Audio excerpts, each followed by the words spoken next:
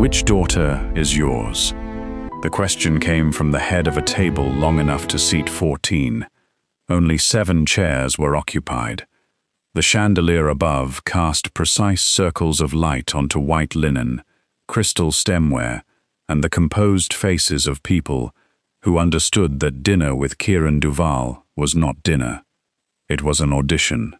Victor Hollowell smiled. It was a practiced smile, the kind that had opened boardrooms, softened creditors, and convinced 3 generations of bankers that the Hollowell name still carried the weight it once had. All 3, Mr. Duval. He gestured with his wineglass.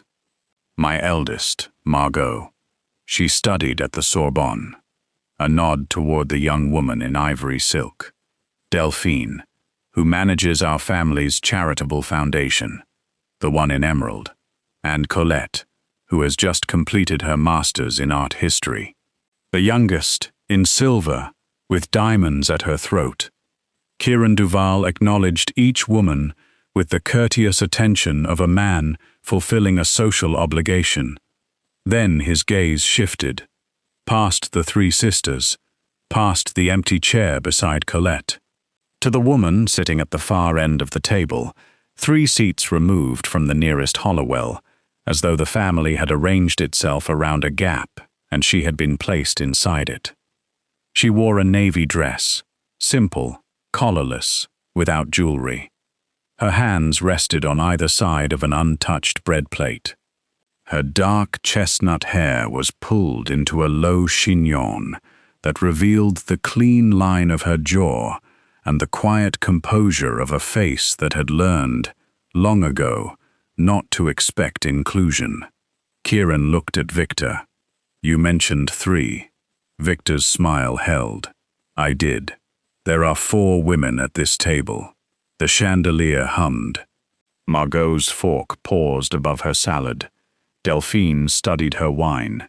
Colette, the youngest, glanced briefly at the woman in navy, with an expression that was not unkind, but was deeply familiar. The look of someone who has watched a person be overlooked so many times that the overlooking itself has become invisible. Victor set down his glass. Sarah is from my first marriage. She prefers a quieter role in the family. Kieran's steel-gray eyes moved to the woman. Sarah. She met his gaze without flinching, without smiling, without the small, desperate performance of someone hoping to be rescued. She simply looked at him, steady, clear, present, as though she had long ago stopped expecting strangers to notice and had therefore stopped preparing a face for when they did. That absence of performance was what caught him. A quieter role, Kieran repeated. Victor reached for his wine. She assists with household matters. Sarah's fingers moved once against the tablecloth. A single, controlled press. The only indication that the word assists had landed somewhere painful. Kieran noticed. He noticed everything. It was, professionally speaking, the thing that had kept him alive longest. Household matters, he said. His voice carried no inflection. The words sat on the table like evidence. Then he returned to his meal, and the dinner continued as though nothing had shifted. But something had. 6 hours before the dinner that would quietly dismantle her life, Sarah Hollowell had been standing in the 3rd-floor office of Hollowell Maritime's waterfront headquarters, solving a problem that did not officially belong to her. The Kessler account, their largest shipping client, had flagged a discrepancy in last quarter's cargo insurance premiums. The discrepancy was $340,000. The cause was a filing error made by Victor's newly hired CFO, a man whose primary qualification appeared to be his willingness to agree with Victor at volume. Sarah had found the error at 6:14 a.m. By 8:30, she had restructured the premium schedule, drafted a revised invoice, and prepared a client-facing summary that presented the correction as a quarterly optimization adjustment, rather than what it actually was. Proof that her father's hand-picked executive could not read an actuarial table. At 27, Sarah had learned 3 rules of survival in her father's house. 1. Solve the problem before it reaches him. If Victor discovered a crisis in progress, he panicked. If he discovered a crisis already resolved, he took credit. 2. Never raise her voice. Volume gave her father a target. Precision gave him nothing to attack. 3. Remain invisible. Not unnoticed, invisible. There was a difference. Unnoticed people were simply overlooked. Invisible people were deliberately arranged out of sight because their visibility threatened someone else's version of the story. Sarah was invisible because if anyone looked closely at Hollowell Maritime, truly closely, past the silver hair and the boardroom handshakes and the 3 photogenic daughters at charity galas, they would discover that the company had been kept alive for the past 9 years by a woman whose name appeared on no letterhead, no company directory, and no annual report. The suppliers knew her voice. The Port Authority knew her signature. The insurance underwriters knew her calculations. But the world knew Victor Hollowell, because Victor Hollowell had spent 15 years making certain the world never looked past him. Her phone buzzed at noon. A message from Mrs. Renard, the family's longtime housekeeper, the only person in the household who addressed Sarah by her full name and meant it with warmth. Your father has added a 4th place setting for tonight's dinner. Yours. He wants the family complete for the Duval meeting. Sarah stared at the message. Her father never included her at dinners. He had not included her at the Alderton Gala, the Maritime Association banquet, the governor's reception, or any of the dozens of events where Hollowell Maritime was represented by Victor and his 3 younger daughters, polished, slender, dressed in fabrics that cost more than Sarah's monthly operating budget for the company she secretly ran. If Victor wanted her present tonight, it was because he needed something she provided, and whatever that something was, it would not benefit her. She typed back, "Which dress?" Mrs. Renard's reply was immediate. "The navy." He was specific. Of course. The navy. The plainest dress Sarah owned. Not the deep garnet she had bought herself last Christmas and never worn. Not anything that might draw attention. The navy. Simple, collarless, invisible. Sarah closed her laptop, saved the Kessler file, and began preparing to attend a dinner where she would sit at the far end of a table and watch her father pretend she was furniture. The dinner should have ended at dessert. Kieran Duval had heard Victor's investment pitch, a proposal to partner Hollowell Maritime's port access with the Duval organization's logistics network. The numbers were ambitious. The presentation was polished. The daughters were charming. But Kieran had not built an empire by listening to presentations. He had built it by listening to silences. And the silence around Sarah Hollowell was deafening. During the main course, while Victor described the company's quarterly growth, Sarah's eyes had moved to the portfolio on the sideboard, a leather folder Victor had brought from the office. Her gaze lingered on it, with the particular focus of someone who recognized the contents from across a room because she had written them. During the discussion of port modernization costs, Sarah's left hand had made a small, unconscious movement, her thumb pressing against her ring finger once, twice, the gesture of a person performing mental arithmetic and finding a number that disagreed with the one being spoken aloud. During dessert, when Victor quoted the insurance restructuring as a leadership initiative I personally oversaw, Sarah's hazel green eyes dropped to her plate. Not in submission, in exhaustion. The specific, bone-deep exhaustion of a person who has watched someone else take credit so many times that the injustice has become atmospheric, something she breathes rather than fights. Kieran saw all of it. After dessert, the group moved to the drawing room. Victor guided Margot and Delphine toward Kieran for conversation. Colette excused herself. Sarah drifted toward the bookshelves near the window, not hiding exactly, but occupying the margins the way a person does when the margins are the only space they have been permitted. Kieran excused himself from Victor's daughters, politely, briefly, and crossed the room. "You disappear remarkably well for someone standing beneath a chandelier." Sarah turned. Kieran Duval was larger up close than he had appeared at the head of the table. His shoulders created a geometry that made the bookshelf behind him seem decorative. His steel-gray eyes held the focused calm of a man who did not waste attention on things that did not matter, which meant that his attention, directed fully at her, carried an weight that pressed against her composure like a hand against glass. "I wasn't disappearing. Then everyone else is unusually talented at overlooking you." Something flickered in her expression. Surprise, quickly controlled. "You've noticed that. Your father made it difficult not to." Sarah studied him. Most powerful men looked through her. This one was looking at her with the systematic attention of someone cataloging evidence.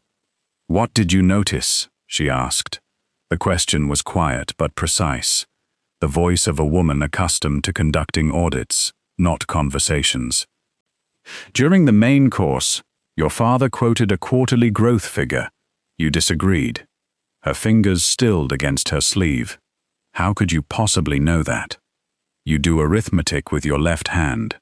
Thumb against ring finger. The sequence changed when his number didn't match yours." The silence between them developed texture. Sarah felt something shift beneath her ribs. Not attraction, not yet, but the far more dangerous sensation of being accurately observed by someone who understood what observation meant. "What was the correct figure?" Kieran asked. 14.3%. He said, 16. Why would he inflate it? Sarah looked toward the drawing room, where her father was laughing with Margot. Because 16 sounds like growth. 14.3 sounds like survival. Kieran's left dimple appeared. Brief, involuntary, immediately suppressed. You know his numbers better than he does. Someone has to. Why you? Sarah met his eyes. Because Mr. Hayes, our CFO, filed the Kessler insurance premiums using last year's actuarial tables. Because the Port Authority audit is due in 11 days, and the documentation hasn't been started. Because there are 437 people employed across Hollowell Maritime's operations, and if the company fails, every one of them loses their income. She paused. Her voice dropped. And because my father does not read the reports I leave on his desk, he signs them. That is not the same thing. Kieran did not tell Sarah what he already knew. He did not tell her that Victor Hollowell owed the Duval organization to $4.7 million in outstanding obligations. Debts accumulated through a series of increasingly desperate financial maneuvers over the past 3 years. He did not tell her that Theo Sable, his head of operations, had spent 6 weeks analyzing Hollowell Maritime's financial structure and had discovered something extraordinary. The company should have collapsed 2 years ago. The debt load was unsustainable. The revenue projections were fantasy. The executive leadership was, to use Theo's precise assessment, decoratively incompetent. And yet, the company survived. Quarter after quarter, someone restructured the debt payments, renegotiated supplier contracts, found overlooked receivables, and performed the kind of meticulous financial surgery that kept a dying company breathing without anyone noticing the operation was happening. Theo had traced the invisible hand through filing patterns, email metadata, and document revision histories. Every critical financial document in Hollowell Maritime had been created or substantially edited by the same user account, an account registered to S. Hollowell, Administrative Assistant. Administrative Assistant. Kieran had come to tonight's dinner already knowing that Victor Hollowell was a fraud. What he had not known, until he watched Sarah's thumb count arithmetic against her ring finger while her father inflated numbers she had personally calculated, was how complete the fraud was. Victor Hollowell did not merely take credit for his daughter's work. He had built his entire public identity on her invisibility. Every handshake, every boardroom triumph, every industry award sitting in his corner office existed because a woman in a navy dress sat 3 seats away from her own family and solved problems before anyone knew they existed. 2 days after the dinner, Kieran requested a second meeting with Victor. He brought Theo. He asked Victor to walk them through the Kessler insurance restructuring, the one Victor had claimed as a leadership initiative. Victor faltered within 4 minutes. He could not explain the premium recalculation methodology. He could not identify the actuarial tables used. He could not name the underwriter's representative he had supposedly negotiated with. Sarah was not present. Victor had not invited her. Kieran sat in Victor's office. Mahogany desk, leather chairs, framed photographs of Margot, Delphine, and Colette on the credenza, none of Sarah, and delivered a single sentence. "Bring your daughter to the next meeting." Which one? The one who actually did the work. Victor brought Sarah to the Duval offices 3 days later. She arrived in the navy dress, because Victor had, once again, specified the navy dress, carrying a leather portfolio that she held against her side the way other people held shields. Kieran's office occupied the entire 42nd floor of the Duval Tower. The windows ran floor to ceiling. The furniture was dark, minimal, precise. The workspace of a man who treated aesthetics the way he treated conversation. Only what was necessary, nothing more. Theo Sable stood near the window, holding a tablet. He had the expression of a man who had read Sarah's financial work for 6 weeks and was now meeting the author, an expression caught between professional admiration and the particular disbelief of someone discovering that a masterpiece had been painted by a person the museum pretended did not exist. Kieran gestured to the chair across from his desk. Victor moved toward it. Kieran's gaze stopped him. "The chair is for your daughter." Victor's smile tightened. Sarah hesitated, then sat. The leather was cold beneath her. The desk was larger than her entire office at Hollowell Maritime, which was technically a repurposed supply closet that she had furnished herself. Kieran opened a file. "The Kessler Premium Restructuring. Walk me through it." Victor began to speak. Kieran raised one hand, palm flat, fingers together, and the room became silent, with the efficiency of a light switch. "I asked Sarah," her name in his voice, low, precise, weighted with a respect she had not been offered at this table, did something to the architecture of her composure. A hairline fracture, invisible from the outside, structural from within. Sarah opened her portfolio, and then she did what she had done every day for 9 years, without audience, without credit, and without the basic dignity of acknowledgement. She explained, clearly, completely, with the fluency of someone who had built the system from nothing and understood every wire, every connection, every load-bearing wall, the premium recalculation, the actuarial adjustment, the supplier renegotiation that had saved $220,000 in the 3rd quarter, the Port Authority compliance strategy she had designed to survive the upcoming audit. The cash flow model she had built to service Victor's debts. Debts she was not supposed to know about, but had discovered 18 months ago when a creditor's letter arrived, addressed to her father, and she opened it because her father did not open his own mail. She spoke for 12 minutes. Theo's tablet lowered inch by inch until it rested against his thigh, forgotten. Victor stood beside the window, with his hands in his pockets and his jaw locked. When Sarah finished, the silence had a different quality than the one that had followed her father's omission at the dinner table. That silence had been the sound of someone being erased. This silence was the sound of someone being seen. Kieran leaned back. His steel-gray eyes held hers. "Your father owes my organization $4.7 million. Sarah did not blink. "I know." Victor's head turned sharply. "I have known for 18 months, Sarah continued, her voice steady. "I have been restructuring the quarterly payments to prevent default. The next installment is due on the 14th. The funds will be available." Theo made a small sound. Kieran's dimple appeared. "You've been servicing a debt your father doesn't know you know about." "If he knew I knew, he would panic. If he panicked, the restructuring would fail. 437 people would lose their employment." She paused. "I can tolerate being invisible. I cannot tolerate being responsible for someone else's unemployment."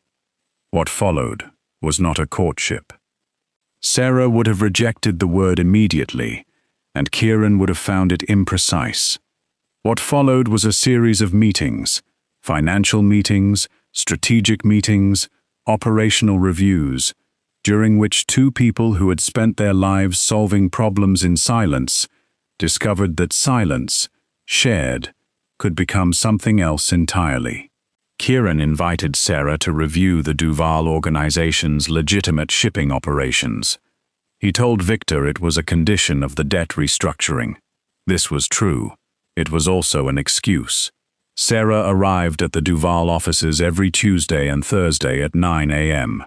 She sat across from Kieran at the conference table, the same table where men who controlled entire city blocks negotiated in careful voices, and she opened her portfolio and dismantled his logistics inefficiencies with the quiet precision of a surgeon.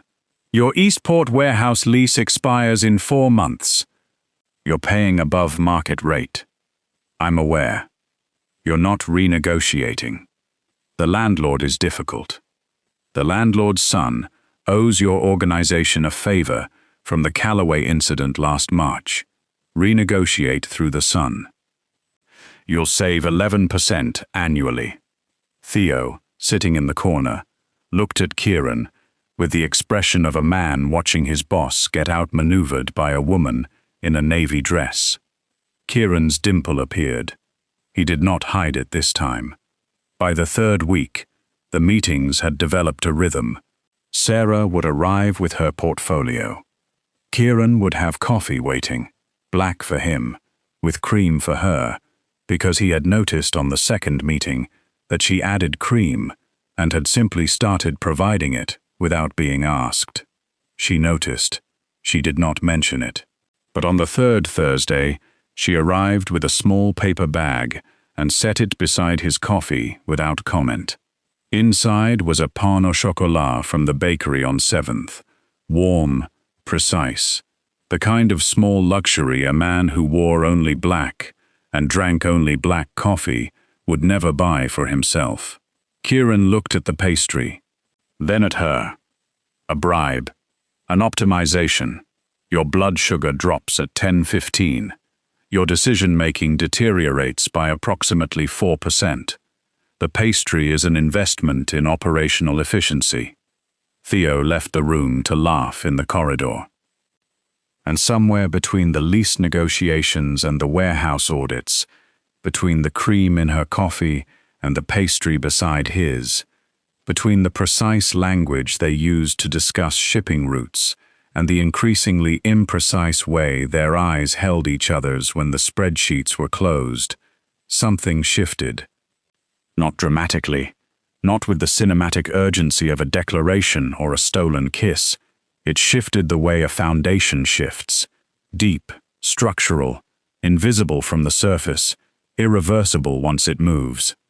Sarah began staying past the scheduled meeting time, not because the work required it, because the silence in Kieran's office was different from the silence in her father's house.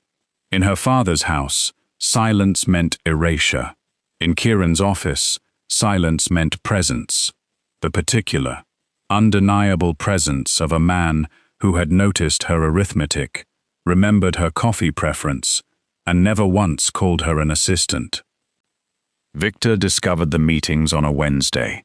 Sarah returned to the Hollowell estate to find her third-floor office locked, not with a new key, with a padlock, the kind purchased from a hardware store and installed by someone who wanted the gesture to be visible.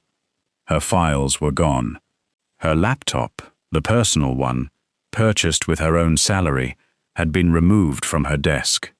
The supply closet she had converted into a workspace over 9 years, with its carefully organized filing system, its small lamp, its single-framed photograph of her mother, had been emptied. Mrs. Renard met her in the corridor. The housekeeper's face held the controlled distress of a woman who had served this family for 23 years and had witnessed every escalation. He found out about the Duval meetings. What did he say? He said, "You are making yourself dangerous." Sarah stood in the corridor, looking at the padlock. Her mother's cameo brooch pressed against her collarbone beneath her collar, the only inheritance Victor had not found a way to claim. "Am I?" Mrs. Renard placed one hand on Sarah's arm. "Your mother would say you are making yourself visible, and that frightens him more." That evening, Victor summoned Sarah to his study. He sat behind his mahogany desk, the desk Sarah had saved from repossession twice by restructuring loan payments he didn't know she'd restructured, and delivered his terms. "You will not return to the Duval offices." Sarah stood. She did not sit. Victor had not offered a chair, and she had stopped accepting the absence of chairs as accidental years ago. "The debt restructuring requires my involvement. I will manage the debt." "You cannot manage the debt. You do not know the payment schedule, the interest adjustments, or the compliance terms I negotiated." Victor's jaw tightened. "You forget yourself." "No." Sarah's voice remained level, quiet. The voice of a woman who had spent 27 years learning that volume gave her father something easier to attack than her argument. "I think I am beginning to remember." Her father's face went still. It was, Sarah realized, the same expression he had worn at Kieran's dinner table when the question about the fourth daughter had stripped away the careful arrangement of his family portrait and revealed the gap where she was supposed to be. "You imagine his attention gives you importance." "No, his attention gave me information. What I do with it gives me importance." Victor leaned forward. "If you continue this, I will offer Margot to Duval as a marriage arrangement. The debt will be settled. You will be unnecessary." The word landed. Unnecessary, not untrue, not in her father's calculation, where value was measured in visibility, and visibility was reserved for the daughters he had chosen to display. But untrue, in every other measurement Sarah had spent 9 years quietly building. "Then offer her," Sarah said. "And when his forensic accountant asks Margot to explain the Kessler premium restructuring, watch what happens." She left the study before her father could respond. In the corridor, her hands shook. In her room, behind a closed door, she pressed her mother's brooch against her lips and breathed until the shaking stopped. Then she opened her phone and typed a message to a number she had memorized but never used, a number written on a card Kieran Duval had placed beside her coffee 3 Tuesdays ago, without comment. My father has locked me out of the company I have been running for 9 years. The reply came in 41 seconds. I know. Theo has been monitoring the situation. Your files are safe. We backed up everything to a secure server 2 weeks ago. Come to the office tomorrow at 9. Bring the brooch your mother left you. You'll understand when you arrive. Sarah stared at the message. He had backed up her files. Before she asked, before she knew she would need them, the way she had restructured her father's debts, quietly, preemptively, without requiring gratitude.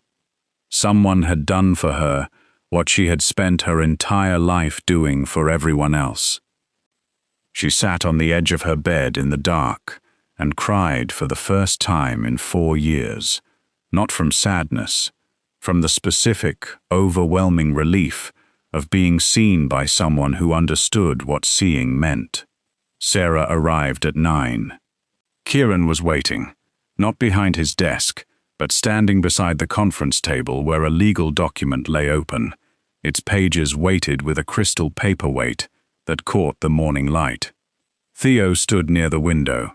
Beside him, a woman Sarah did not recognize, mid-50s, silver-haired, carrying a briefcase that suggested decades of litigation. This is Adrienne Voss, Kieran said. She specializes in trust and estate law. Sarah looked at the document, then at Kieran. What is this? Your mother's settlement. The room contracted. Sarah felt the floor shift beneath her, not physically, but in the way that a lifetime of suspicion becoming proof shifts everything. Adrienne spoke carefully. Your mother, Eleanor Hollowell, established a trust before her death. The trust holds a controlling 41% stake in Hollowell Maritime. The beneficiary is you. Sarah knew this. She had suspected it for years, had found fragments in her father's files, references in old correspondence, gaps in the corporate structure that only made sense if a significant block of shares was being held somewhere her father did not want her to look. Your father has been exercising administrative authority over the trust since your mother's death, Adrienne continued. That authority was intended to be temporary, lasting until you reach 25. You are 27. The transfer should have occurred 2 years ago. Sarah's fingers found her mother's brooch beneath her collar. He never told me. He did more than that. Kieran's voice was level, controlled, but beneath the control, something burned. The cold, focused anger of a man who understood precisely how power could be used to erase the people it was supposed to protect. He pledged your trust shares as collateral for his debts, including the debt he owes me. The mathematics assembled themselves in Sarah's mind with the ruthless clarity she applied to every financial problem. Her father had borrowed against her inheritance. He owed money to the most powerful man in the city, and the collateral for that debt was property that legally belonged to her. The shares were never his to pledge, Adrienne said. The collateral arrangement is void. The trust belongs to you, entirely, irrevocably, as of 2 years ago. Sarah looked at Kieran. You knew this before the dinner. I knew someone brilliant was keeping that company alive. I didn't know it was the woman her father refused to introduce. And the debt. If the collateral is void, then your father owes me $4.7 million with no security. That is his problem, not yours. Sarah's hands trembled. She pressed them flat against the table. What happens now? Kieran did not answer immediately. He reached into his jacket and produced a single document, a formal petition for transfer of trust administration, already prepared, requiring only her signature. He placed it in front of her. Then he stepped back. That is your decision, not mine. Sarah did not sign the document that morning. She took it home. She read it 7 times. She called Adrian Voss and asked every question a woman asks when she is about to reclaim a life that was stolen from her before she was old enough to understand the theft. Then she invited her father to dinner. Not at the Hollowell estate, not at a restaurant, at Kieran Duval's conference room, the same table where she had dismantled shipping logistics and discovered that cream in her coffee could appear without being requested. Victor arrived, expecting a negotiation with Kieran. He found his daughter sitting alone at the head of the table. Sarah watched her father process the scene. The empty chairs, the single portfolio on the table, the absence of Kieran Duval, the presence of his eldest daughter in a position he had never permitted her to occupy. Where is Duval? This isn't his meeting. It's mine. Victor sat. His composure held, but Sarah knew the architecture of her father's confidence, the way she knew the architecture of his company. Intimately, structurally, from the inside. She opened the portfolio. Hollowell Maritime's controlling shares belong to me. They have belonged to me since I turned 25. You did not transfer them because you needed them as collateral for debts you could not service, without the revenue generated by work I performed without credit, without compensation, and without acknowledgement for 9 years. Victor's face drained. Where did you? The same place I find everything. In the numbers you never read. She placed the transfer petition on the table. I am assuming control of my trust. The shares will no longer serve as collateral for your obligations. Your debt to the Duval organization will need to be resolved through your own resources. You'll destroy us. No. Sarah's voice held the precise, unshaking control of a woman who had rehearsed this conversation in her mind for longer than her father would ever know. I will stop destroying myself to save you. Those are different things. Victor stared at her. For one moment, brief, fractured, honest, Sarah saw something in her father's face that might have been recognition, not remorse. Recognition. The expression of a man realizing, too late, that the person he had made invisible was the only person holding him up. Your mother loved this company, loved the people who worked for it, loved the land it was built on, and she left it to me because she knew, somehow, 15 years before it happened, that you would need someone to protect it from you. Sarah signed the petition. Her signature was steady. Her mother's brooch pressed against her collarbone, like a hand on her shoulder. She stood. Victor remained seated. For the first time in her life, Sarah looked down at her father. 437 people work for Hollowell Maritime. I intend for that number to grow.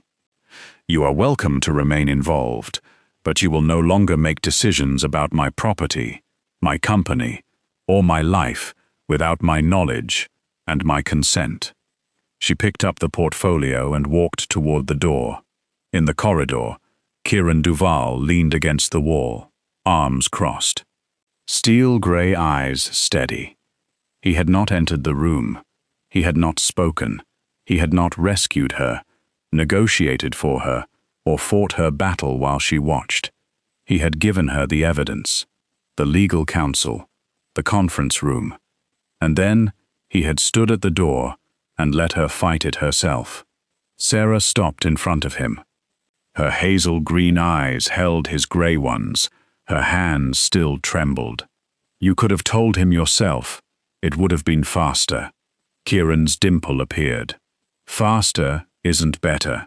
You gave me a conference room to confront my own father. I gave you a chair at the head of a table. What you did in it was yours. 6 months later, Hollowell Maritime held its annual stakeholder reception in the waterfront ballroom of the newly renovated Duval Convention Center, a venue that had not existed 6 months ago and that had been built in part because Sarah Hollowell had identified the development opportunity in a shipping district zoning amendment that Kieran's team had overlooked. 300 guests filled the room: Port Authority officials, shipping executives, city council members. The same world that had once known only Victor Hollowell's name now spoke a different one. Sarah moved through the reception in a deep garnet dress, the one she had bought herself last Christmas and never worn. The one her father would never have permitted. It fit her beautifully. The fabric caught the light and held it the way her hazel-green eyes held a room, warmly, steadily, without apology. Her mother's cameo brooch was pinned to her collar, visible. For the first time in her life, visible. Margot attended. So did Delphine and Colette. They stood near the bar, and when guests asked about their sister, they answered, with a warmth that had taken 6 months and several honest conversations to build, but that was, Sarah believed, genuine. Victor did not attend. He had accepted a consulting role, diminished, defined, stripped of the authority he had never earned. He had not apologized. Sarah had discovered, as her mother perhaps had before her, that some people could not offer what they had never possessed. She did not require his apology. She required his absence from her decisions. That was enough. Near the end of the evening, a newly arrived investor approached the tall man standing beside the waterfront windows. Kieran Duval, in his customary black suit, holding a glass of wine he had barely touched, watching the woman in garnet, with an expression his organization was still not entirely accustomed to seeing on his face. "Forgive me, Mr. Duval. Who is the woman speaking with the port commissioner?" Kieran set down his glass. He crossed the room. Sarah was mid-sentence, discussing a drainage easement with Commissioner Aldridge, when Kieran's hand settled at the small of her back. The warmth of it spread through the garnet fabric like recognition. She glanced up at him. Her dimple appeared, not Kieran's this time, but hers, the small one that lived beside her left eye, and emerged only when she was genuinely surprised. "The investor is asking who you are," Kieran said quietly. "And? I thought you should hear the introduction." He turned to the gentleman. His steel-gray eyes held the particular clarity of a man who had learned, from a woman in a navy dress at the wrong end of a dinner table, that the most dangerous form of power was the kind that made other people visible. "This is Sarah Hollowell, majority shareholder and acting director of Hollowell Maritime, architect of the Eastport Development Initiative, the person who restructured my organization's most complicated logistics problem over pastry and coffee on a Tuesday." He paused. The dimple appeared, fully, deliberately, the one reserved for genuine surprise, turned permanent. "And the only person in this room I answer to." Sarah looked at him, at the steel-gray eyes that had seen her arithmetic before they saw her face, at the man who had noticed a woman sitting 3 seats from her own family and understood, in the silence of that gap, everything her father had spent 15 years trying to hide. "You don't answer to anyone," she said. "I didn't. Then someone restructured my entire shipping operation without permission and started leaving pastries on my desk. Adjustments were made." She laughed. Commissioner Aldridge looked between them with the expression of a man who had just witnessed something he would describe to his wife in considerable detail later that evening. Sarah's hand found Kieran's, not dramatically, not with the urgency of performance, but with the quiet certainty of a woman who had spent her life solving problems in invisible rooms, and had finally found someone who refused to let her remain unseen. "You're making a scene," she murmured. "You deserve a scene." "I don't need one. I know." Kieran's voice dropped. That is precisely why you deserve one. Later, after the last guest had departed, and the ballroom held only the lingering warmth of 300 conversations and the faint scent of the gardenias Sarah had chosen for the centerpieces, they stood beside the waterfront windows. The harbor lights stretched across the water like scattered punctuation, commas, not periods. The beginning of something, not the end. Kieran stood behind her. His hand rested against her waist, broad, warm, present.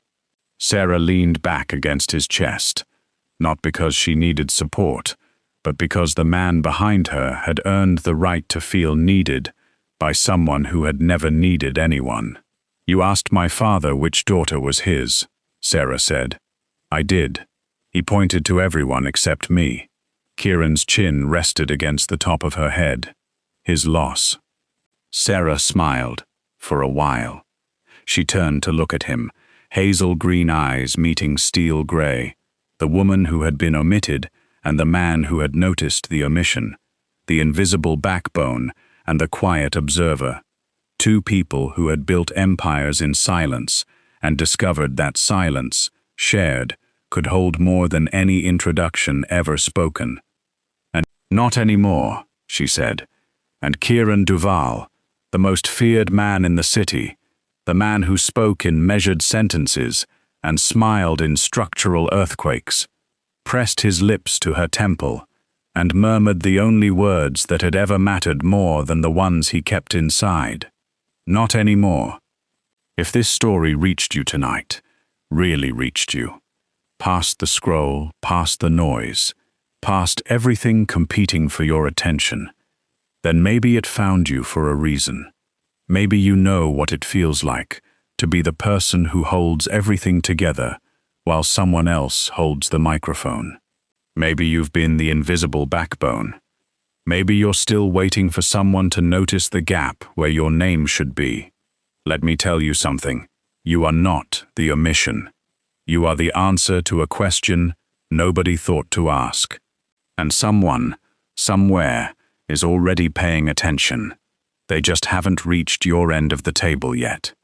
If this story stayed with you, subscribe, drop a comment, tell me which line hit different, because the next story is already waiting, and it might be yours.